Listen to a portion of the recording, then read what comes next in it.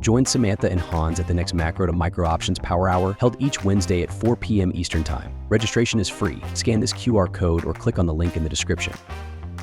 Consensus is growing that rates are going to plunge. I'm not in consensus. So I understand that Powell, his days are numbered. It's May of 2026. And today Trump was once again browbeating him, called him stupid so many times in a 5-minute interview, I couldn't keep up. It was embarrassing. That's not really how a country is supposed to be run, as it's bashing our monetary leader. So he didn't take the bait though, eh? He didn't take the bait. So he took the high road, which is pretty typical. He is actually. How can you? What do you even say to that? How do you take the bait? How do you even respond to that? It's so crazy. I'm going to hike.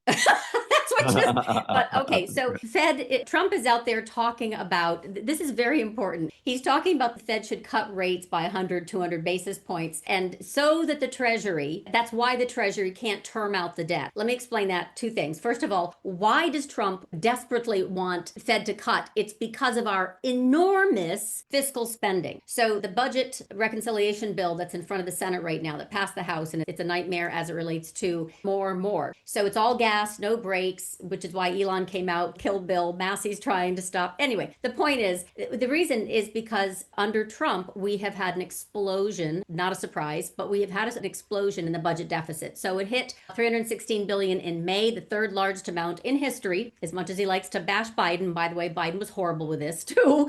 And in the first 8 months of the fiscal year of 2025, the cumulative deficit stands at $1.36 trillion, the second largest on record outside the pandemic. So why do I emphasize this? Because we have these rates which create debt interest servicing on that rising debt. So instead of bonds catching a bid because we've got fiscal restraint, fiscal restructuring, stop spending at the congressional level, or cut spending, we don't, right? Bonds really can't catch a bid. And I mean, they have every opportunity to catch a bid right now. We have not conflict vibes, we got war vibes, and the serious kind. Regional that can turn into global. We have SLR relief, which is fancy terms for letting bank balance sheets, big ones, absorb more treasury holdings. But they're going to buy the short duration, not longer duration. So that doesn't really solve the problem. At least in the short term, all it does is help Besant fund this fiscal spending because that's his job. And the other thing is they're talking about this oxymoronic act that just passed called the Genius Act. That is also a way to stuff bonds into these vehicles. But the problem isn't that they can't come up with very creative solutions to deal with demand. Foreign holders are tepid in their demand and or selling. The problem is the supply that is still coming because of the numbers that I just told you. So the budget deficit, third largest in history this past May. First 8 months of the fiscal year, the second largest on record outside the pandemic. That's Trump. So of course, what is his only avenue? He really has control spending at the congressional level. And by the way, we're going to talk about shutdown risks or rescission risk, which is in lieu of shutdown, he can actually force some archived law that he could bring out. Short of getting Congress to have some self-restraint, the other option is beat Powell to a pulp, right, to cut rates, which is not responsible. This is running it hot. So it makes no sense. We have no reason for the Fed right now to be proactive. And by the way, their nature is reactive. They want the data. They don't have the data. Trade wars are inflationary. Military wars are inflationary. And the last but not least, another way to force rates down is recession or a growth scare. Military war is definitely a growth scare. We have earnings that contract, and then we have jobless claims that start picking up higher, and then we have a recession. So his approach, Trump's approach to beating up Powell, does nothing to affect the goal of lowering yields. Nothing. And in fact, the last time that Trump did this, it did work in 2018, before he did a government shutdown, which was a different story. But for right now, I think that the rate cut mantra that the market is just glomming onto is massive noise, and it completely obscures the signal that is strong and loud siren of too much spending, full stop. It's not a demand issue, it's a supply issue, and that's what Trump's not focusing on, and that's why bonds are not catching a bid. So I don't think Powell's going to back down. I think if